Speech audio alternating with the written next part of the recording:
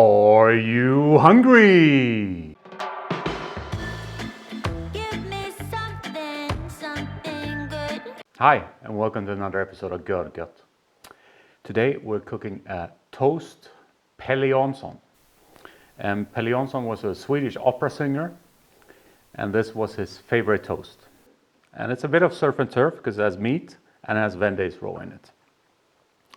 But before we have a look at the ingredients on the board here, as always, please support the channel, click the subscribe button if you haven't done so yet, and check the bell icon to get notifications when new content comes online. But now let's have a look at what we have on the board.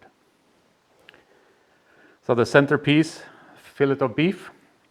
We're gonna slice it very thinly like a carpaccio, but we're gonna do it by hand, so it's not gonna be as thin as a carpaccio. Then the second centerpiece is the Vendace Roe.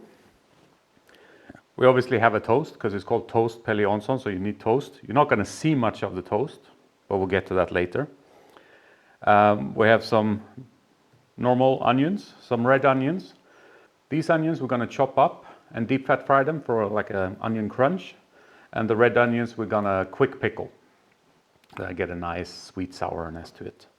We have some horseradish. We have some garden cress, some chives. The garden cress and the chives is just to decorate.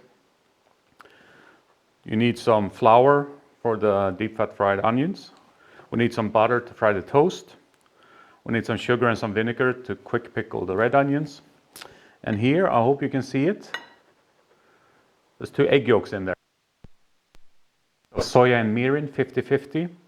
And I've cured them in there for, it's 2 days now. You don't have to do, you could put the raw egg yolk, but it's a bit of an umami addition to the original recipe. But that's it. That's all we need.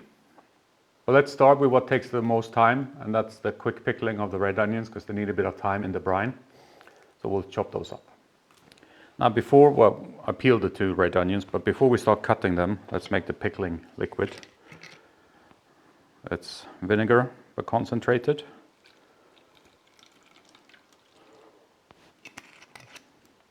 Sugar,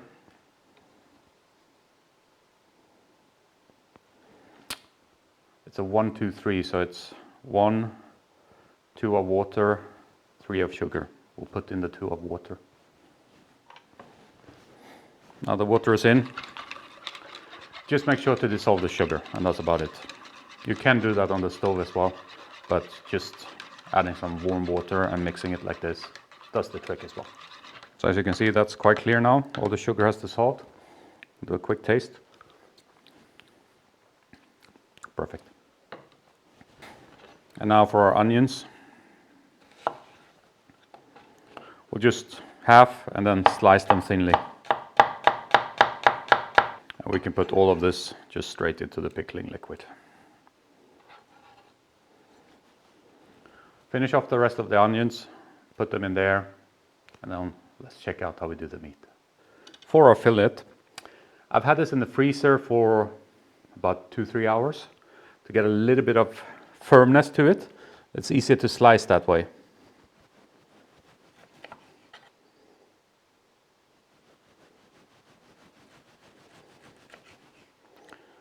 And you want slices maybe 1-2 millimeters. That's probably 2 millimeters. So slice up as many as you need.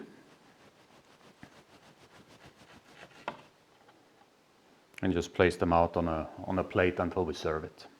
But I'll get going with that, and you'll probably see me when we're at the end. Our lovely plate of beef carpaccio. Now, if you don't feel like doing this yourself, you can always ask your butcher or buy pre-made, but I think it's nice to cut it by hand. It gets a little bit thicker, but you could taste the love afterwards. So let's put that to the side. Don't put it in the fridge. The meat kind of, if we plate it cold, it's not going to have as much taste. So just put it to the side for now. We've done the red onion. We've done this. Let's get on to the fried onions. Before we get to the onions, I forgot to say it at the beginning, but if you want to know how to pickle egg yolks like this in soya and mirin, I'll put the link here to another dish I did where I show you how to do it. But it's very simple. It's 50% nice soya sauce and 50% mirin, and then 1 to 2 days. Let's get on with the onions. Our onions, we just want them chopped finely because we want kind of a crunch, not rings or anything like that.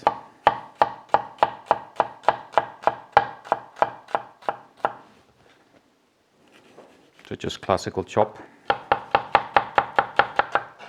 That's perfect. Do the rest of them and then I'll show you how we flour them and fry them up. So we have finished chopping.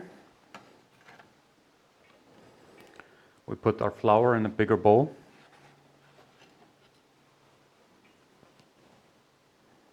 Like so. Just clean up it quickly. Always nice to have a clean board. Now just toss your onions in the flour. Like so. And you see on the stove there's a copper pan. In that pan is some deep fat frying oil. So I'll move over there and fry it up. Our oil is hot.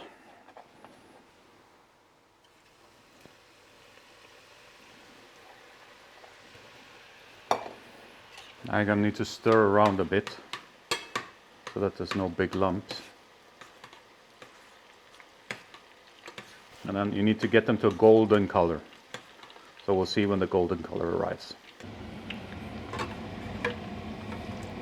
So we're getting quite close. I've prepared some paper that we can lift it onto. I think that's perfect. So just lift them out, finish the second batch, and then we'll salt them a bit, but I'll show you that.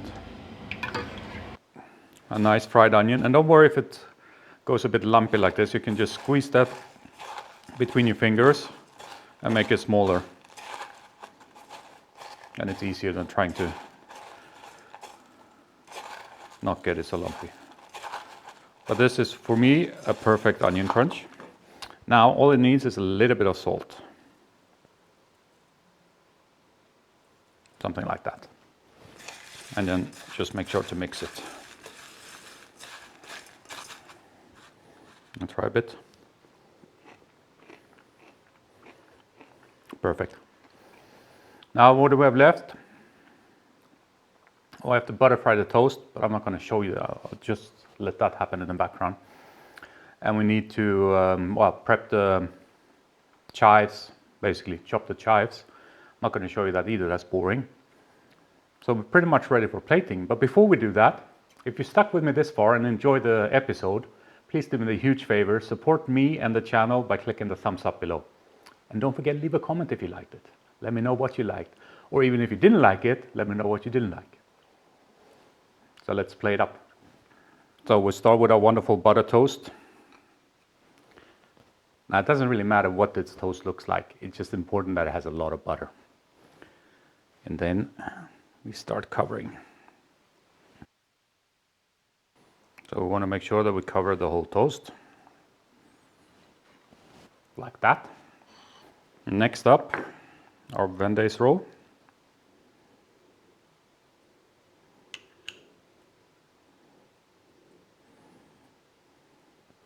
You want to go a bit luxurious in that because it needs a lot of it. And for our egg yolk, just get one of those kitchen towels.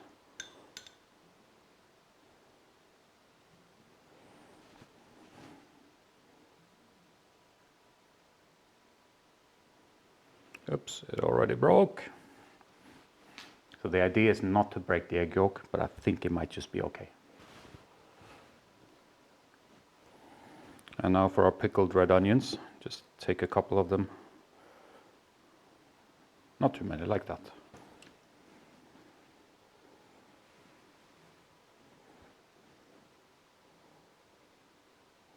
Spread them out.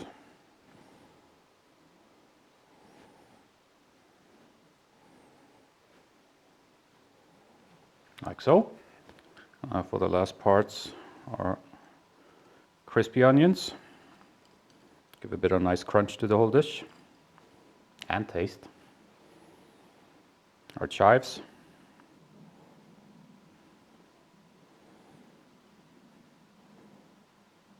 And some garden cress.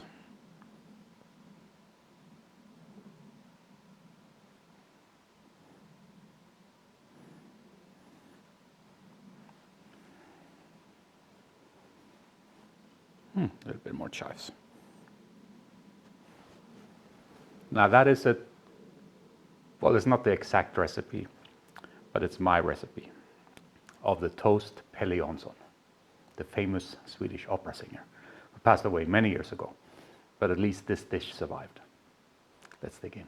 But before we dig in, I forgot the most important thing, horseradish. And it needs to be freshly grated.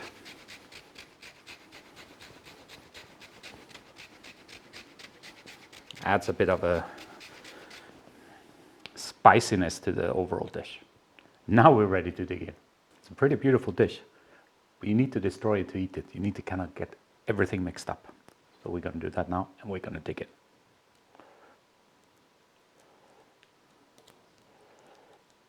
Now, you see the texture of the egg yolk. As I mentioned, this has been cured for 2 days. If you want it more runny, just cure it for 1 day. Get in there, get a bit of everything.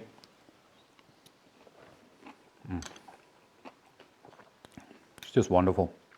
Now, we didn't season the meat at all, as you saw, but because we seasoned the fried onions, because the pickled onions are seasoning, this has a lot of taste, a lot of saltiness to it, the Vendace Roe. You don't need to salt the meat as well. And the fresh horseradish.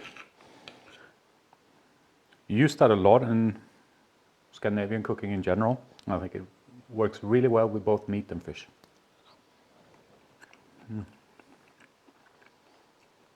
And Scandinavian wasabi. But this is perversely good.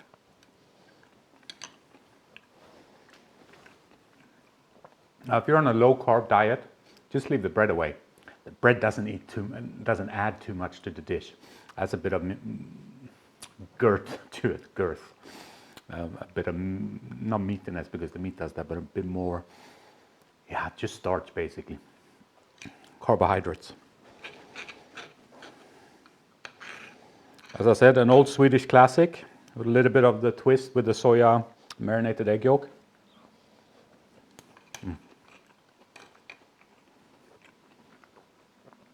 Beautiful. Now, if you can't get a hold of Vendace Roe, you can use any roe you like. But Vendace Roe works really well with it because the roes are really small. It probably wouldn't work so well with like salmon caviar. They're much bigger. But lumpfish maybe, whatever you can get a hold of. The important thing is the saltiness of it because that is needed for the meat. I hope you enjoyed it. This is it for this episode. Before you go, if you haven't done so yet, do me the favor, support the channel by clicking the subscribe button and checking the bell icon. And I hope I see you next time. At least I'm looking forward to it. Take care. Bye-bye.